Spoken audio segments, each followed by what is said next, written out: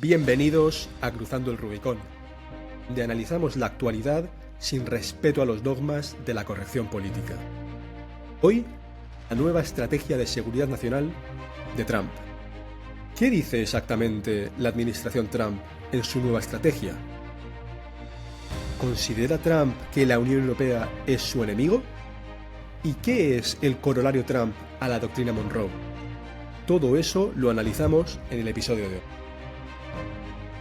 La semana pasada, la administración Trump publicó su nueva estrategia de seguridad nacional.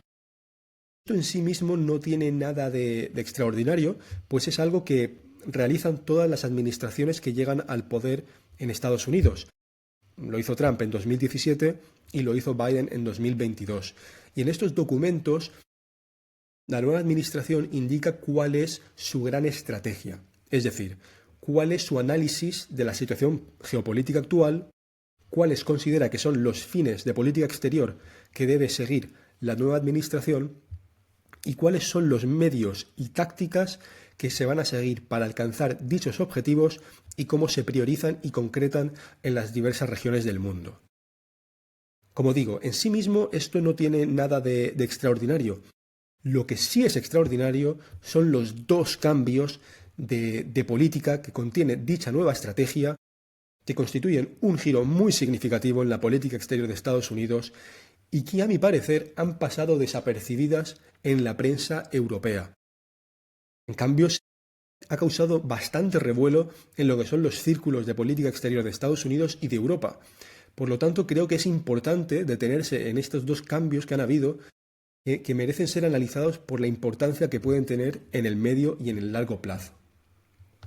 Como digo, estos documentos se publican siempre que llega una nueva administración al poder y sirven para institucionalizar esta nueva visión o la visión geoestratégica que tiene la nueva administración. Es decir, cuando una administración llega al poder y publica estos documentos, está dando una continuidad y permanencia a esta forma de entender la política exterior. Por ejemplo, de aquí a unos años llega al poder el secretario de Estado Marco Rubio, que se convierte en presidente, que llega al poder, o J.D. Vance, que llega en su caso al poder en Estados Unidos. Lo más probable es que al formular su estrategia vayan a copiar muchísimas cosas de esta nueva estrategia de seguridad nacional de Trump. Asimismo, cuando lleguen los demócratas al poder y tengan ellos que plantear su nueva estrategia geopolítica, es muy posible que copien diversos aspectos de la estrategia de seguridad de Trump, sobre todo si ven que es electoralmente popular o que tiene pues, sentido desde un punto de vista geopolítico. Entonces yo creo que por esto es importante porque a medio y largo plazo puede condicionar bastante la política de... De hecho, ya vimos en la estrategia de seguridad nacional de Biden de 2022 que él mismo, a pesar de todas las críticas que realiza el Partido Demócrata contra Trump, llamándolo fascista y autoritario y populista, que el Partido Demócrata copiaba diversos aspectos de la estrategia de Trump y de todo su discurso en materia de política exterior. Así que a mí no me extrañaría que de cara a la próxima estrategia de seguridad nacional del Partido Demócrata, cuando lleguen al poder, cuando sea eso, que copien diversos aspectos de la estrategia de Trump. Así que yo creo que esto es una cuestión que es bastante importante. ¿Y cuáles son estas dos cuestiones que, como he dicho, un giro muy significativo en la política exterior de Estados Unidos? Pues en primer lugar, respecto a Europa, Unión Europea y promover la integración europea deja de ser uno de los objetivos prioritarios de la política exterior de Estados Unidos y pasa a ser la promoción de los partidos nacionalconservadores en Europa el objetivo prioritario de la política exterior americana. Y explicaré en breves qué significa exactamente esto. Y en segundo lugar, Hispanoamérica recibe una priorización en la política exterior de Estados Unidos como no ha recibido en muchísimo tiempo. De hecho, al analizar las regiones, Hispanoamérica es la que en primer lugar se analiza, indicando que para la nueva administración esta es ahora la región más importante. Lo cual también tiene consecuencias que me parecen interesantes para España. Empezando en primer lugar por la cuestión europea. Como he dicho, Estados Unidos durante décadas, de hecho desde el final de la Segunda Guerra Mundial, promover la integración europea, promover la fortaleza de la Unión Europea ha sido una prioridad de la política exterior de Estados Unidos respecto a Europa. Esto en la Guerra Fría tenía todo el sentido del mundo. Estados Unidos quería una Europa unida, tutelada también por Estados Unidos, para así contener y hacer frente a la Unión Soviética e impedir el avance del comunismo. Luego, en el periodo de después de la Guerra Fría, una vez que cayó la Unión Soviética y todo el bloque comunista, Estados Unidos continuó esta política porque pasó en su geoestrategia a promover lo que se llamó ese nuevo orden mundial, ese nuevo orden liberal internacional basado en la libertad de inmigración, libertad de comercio, en la libertad de flujo de ideas, que por tanto promover la Unión Europea como uno de los pilares de ese nuevo orden internacional pues era esencial para la política americana. El nuevo documento de Trump es bastante chocante en este aspecto, por el cambio que significa. Lejos de empezar el documento hablando de la importancia de la Unión Europea y de promover la integración europea y todas esas cuestiones, la administración Trump empieza de un modo muy distinto. Empieza indicando que Europa está en declive y que corre el riesgo de ser borrada como civilización. Indica que, pues, en el discurso americano, a veces se habla de que el problema de Europa es que no paga lo suficiente, por ejemplo, en gasto militar. Aun indicando que eso es un problema, dice que los problemas de Europa son mucho más profundos. Dice que, por un lado, Europa está en declive económico, lo cual es totalmente cierto. Señala el documento que Europa ha disminuido significativamente su peso en el PIB mundial, sobre todo por unas políticas ultrarregulatorias que ahogan toda actividad económica y emprendimiento. Estados Unidos en este sentido pues, ha seguido creciendo e innovando mucho más que Europa, que se está quedando atrás. Pero continúa diciendo el documento que es aún más profundo, que el problema de Europa es que las élites de la Unión Europea están socavando la libertad política, la libertad de expresión, la libertad religiosa y además borrando las identidades nacionales y la confianza nacional de los países europeos. Y que con toda la política inmigratoria que se ha seguido en Europa, se corre el riesgo de que en 20 años Europa sea irreconocible, que ya no sea europea, viene a decir básicamente. Y que si eso continúa así, Estados Unidos no tiene garantías de que en 20 años Europa sea un aliado fiable, porque con una situación demográfica muy distinta y con unas poblaciones acomplejadas de su historia, con ningún sentido de la identidad, ¿puede Estados Unidos entonces contar con una Europa fuerte, un poder militar superior, con unas economías pujantes y alineada con el bloque occidental frente a China y frente a Rusia?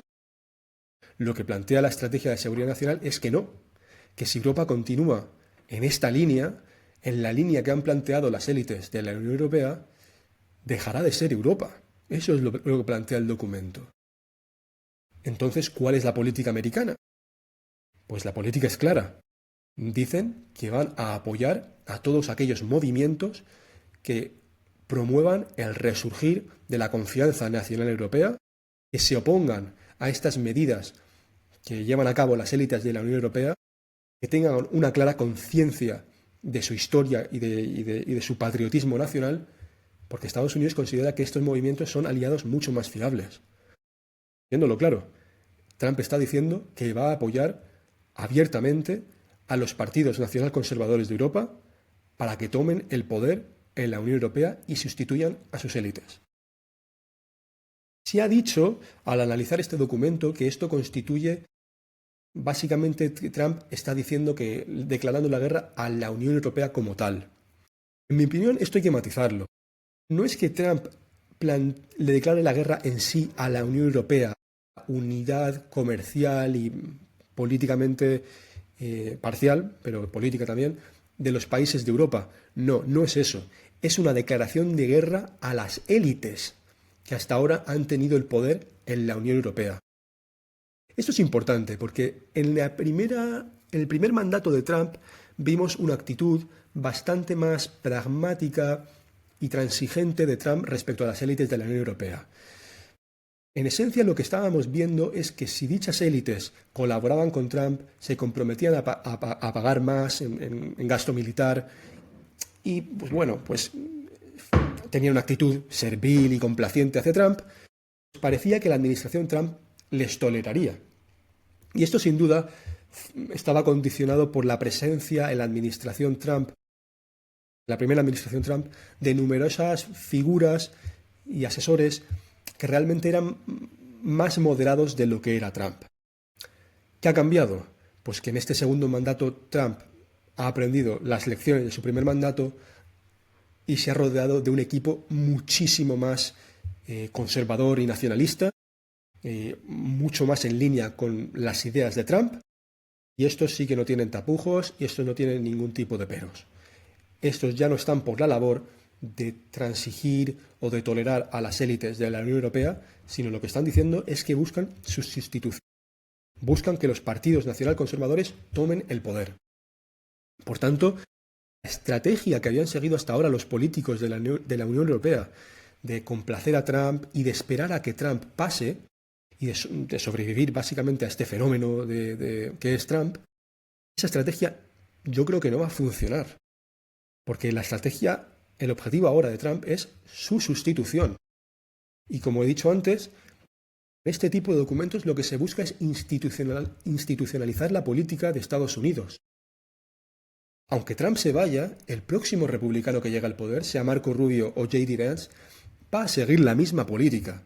Van a buscar la sustitución de las élites de la Unión Europea por unas nuevas élites salidas de las filas de los partidos nacionalconservadores.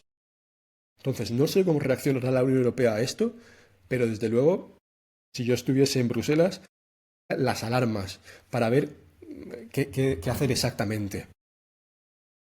No me extrañaría que empiecen a cambiar muchísimo su tono y sus políticas. Es decir, yo creo que se van a dar cuenta que tienen que adaptarse de manera radical a la nueva situación y seguramente vayan a regular muy fuertemente en cuestiones de inmigración, cuestiones regulatorias y en otra serie de cuestiones. No sé si será suficiente, yo creo que no. Pero creo que vamos a ver eso y de hecho creo que ya estamos viendo políticas en ese sentido, que se está regulando un poco. ¿Qué podemos esperar exactamente entonces? Pues yo creo que vamos a ver algo muy parecido a lo que hemos visto en Hispanoamérica. Es decir, que la administración Trump va a premiar a aquellos países que elijan a partidos nacionalconservadores. Contratos especiales, con inversiones americanas, ayudando a sus candidatos en las elecciones. Trump va a tomar, creo que, una postura mucho más activa en promover que este tipo de partidos y candidatos lleguen al poder para reemplazar a las élites actuales de la Unión Europea. Para España, ¿qué puede significar esto? Pues este documento, entre otras cosas, también repite, además de manera mucho más tajante, que la Unión Europea, los países de la Unión Europea tienen que pagar más en gasto militar y que deben estar alineados con Estados Unidos en su enfrentamiento con China y en la política exterior de Estados Unidos en general.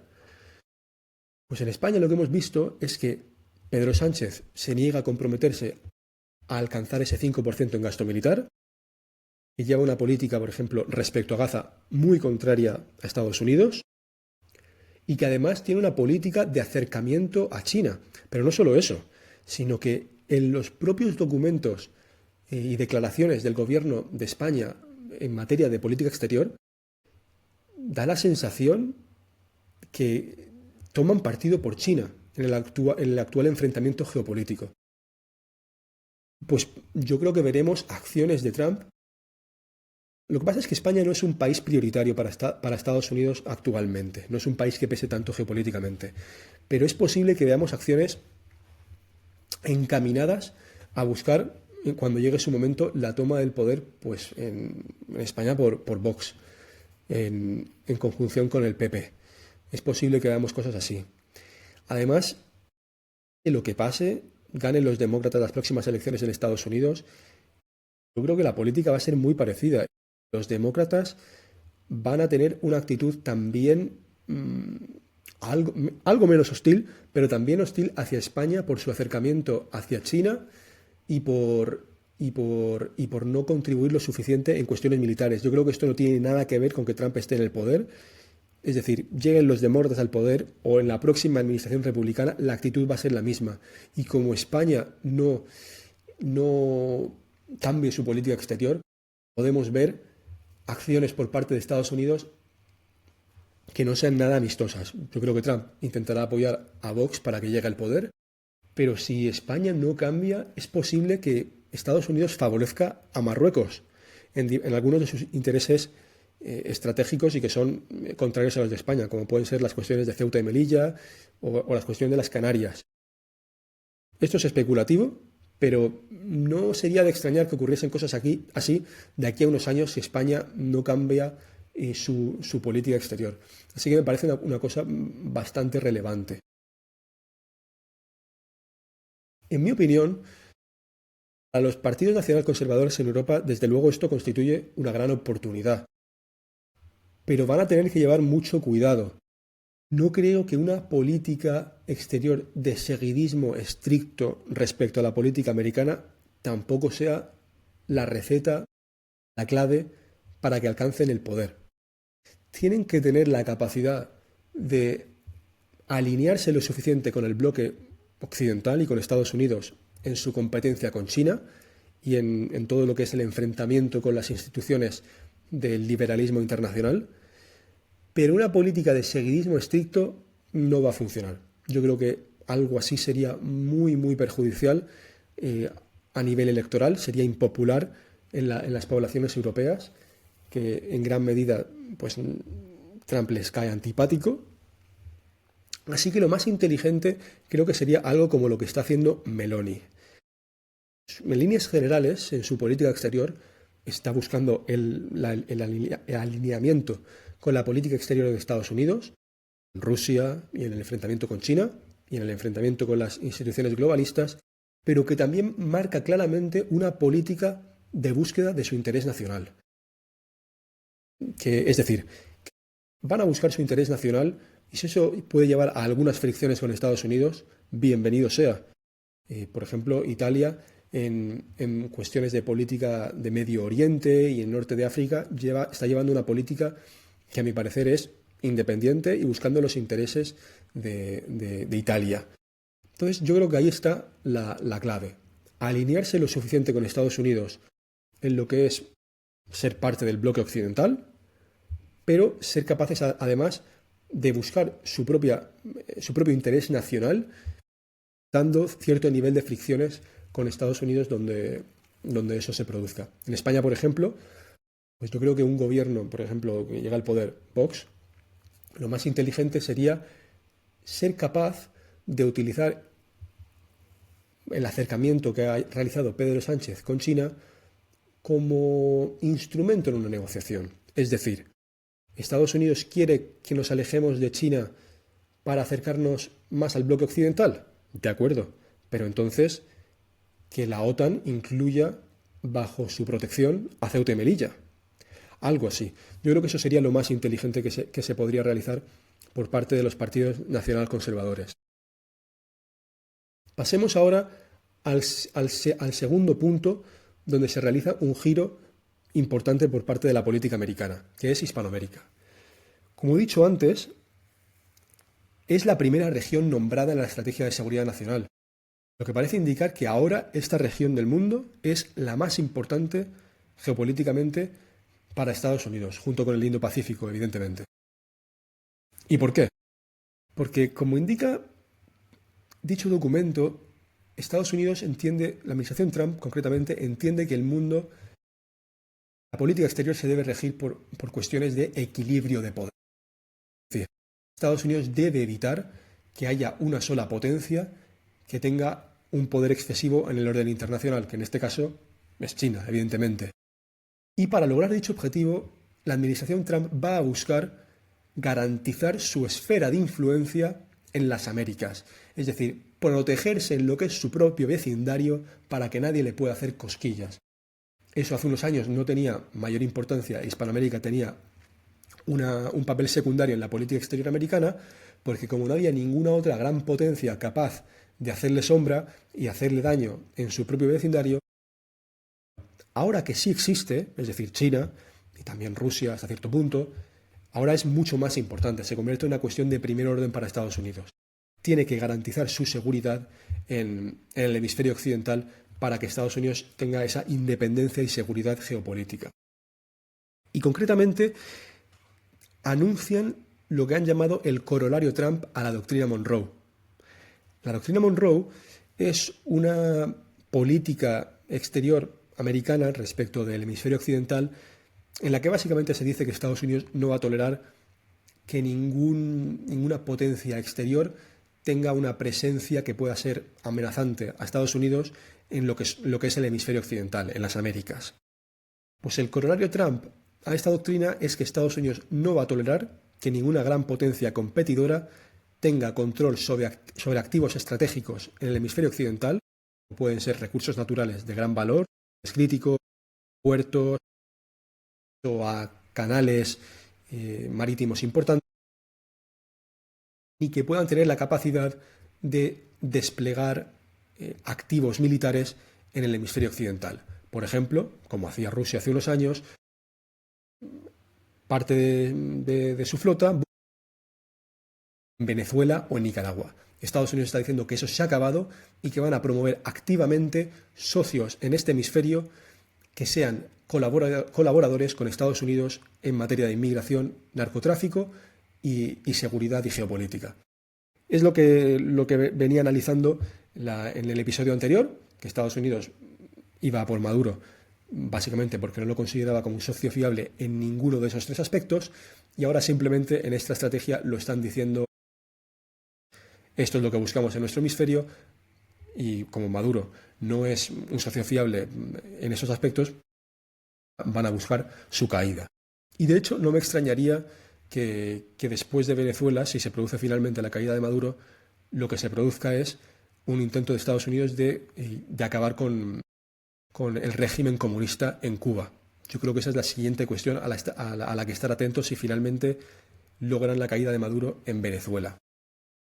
Y de hecho lo que hemos visto esta semana con la captura de Estados Unidos de un petrolero en Venezuela va en línea con esto. Estados Unidos está aumentando su presión contra Venezuela, tocando uno de los activos más valiosos que tiene Venezuela, como es el petróleo, esencial para financiar el régimen. Y como dije en el episodio anterior, lo más probable es que continúe aumentando la presión, pasando, si hace falta, a ataques dentro del propio territorio venezolano. Y de hecho Trump ya en 2 declaraciones en esta semana ha dicho que se preparen, que eso es lo que seguramente venga. ¿Por qué me parece esto interesante para España?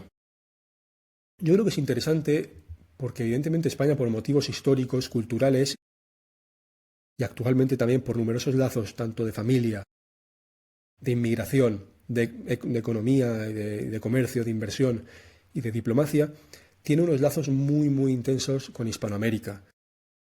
En mi experiencia, las élites americanas no entienden demasiado bien a Hispanoamérica. No es una parte del mundo que entiendan especialmente bien. Evidentemente entienden mucho mejor las Islas Británicas o lo que es el mundo anglo, e incluso Francia y Alemania. Les cuesta más entender la mentalidad de Hispanoamérica, porque son países que tienen los problemas que tienen, cuál es su mentalidad y forma de entender la vida y el mundo. Y aquí España, evidentemente, tenemos una ventaja competitiva tremenda. Tenemos élites diplomáticas, económicas y culturales que entienden mucho mejor a las sociedades hispanoamericanas, cuáles son sus problemas y aspiraciones. Entonces, una política exterior inteligente de España creo que aprovecharía esto para ser interlocutor entre Europa y Estados Unidos e Hispanoamérica. Evidentemente, pues las hispanoamericanas aceptarán o no esta interlocución de España, pero creo que España debe ofrecerse como ese intermediario que pueda servir de interlocutor entre Estados Unidos e Hispanoamérica. Por ejemplo, España podría ayudar en un posible proceso de paz, de transición, mejor dicho, en Venezuela o en Cuba. También podría ayudar a todo lo que es la política americana de fomentar la industrialización y la creación de cadenas de valor y suministro en Hispanoamérica que sean útiles para el bloque occidental. Ahí España tiene mucho, mucho que ofrecer porque tiene muchas empresas con inversiones en Hispanoamérica y también cuenta con un comercio relativamente considerable con algunos países como Brasil o México. Entonces ahí yo creo que hay una oportunidad que es importante para España en los próximos años, dada la importancia que Estados Unidos le da ahora a Hispanoamérica. También es una oportunidad por la capacidad que tendría ahora España para influir en la concepción de Estados Unidos del mundo hispano. Porque si ahora va a ser tan importante para Estados Unidos lo que es el mundo hispano, seguramente se está invirtiendo ahora más recursos y energías en Estados Unidos para entender mejor a las sociedades hispanoamericanas.